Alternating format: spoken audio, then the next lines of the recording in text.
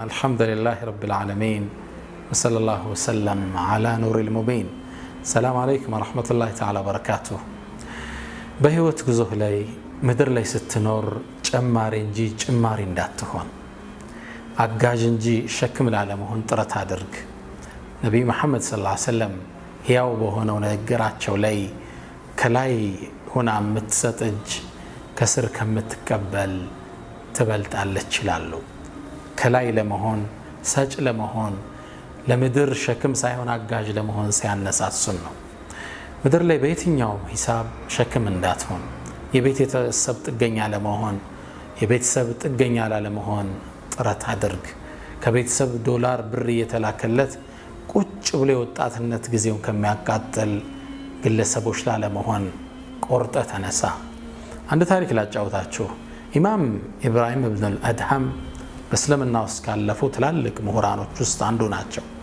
ታዲያ እርሳቸው የቅርብ ጓደኛና ተማሪ አንድ ግለሰብ አለ። ይህ ግለሰብ ለንግድ ተንቀሳቀሰ። ቅፍለቱን እየመራ ለንግድ ወጣ። እህል ጭኗን ሽጦ ለውጦ ሊመለስ ነው።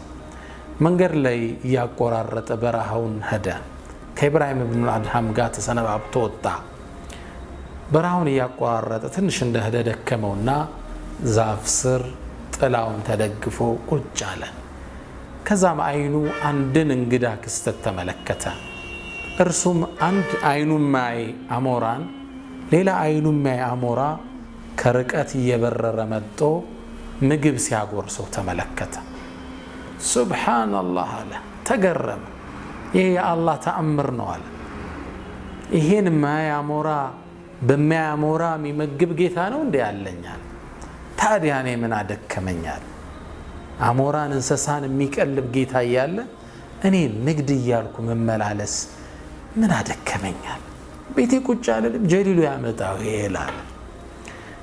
የያዘውን ቅፍለት እየመራ እንደገና ወደ አገሩ ተመለሰ። ንግዱን ትቶ ወደ አገሩ ሲገባ ታላቁን መምህር ኡስታዝ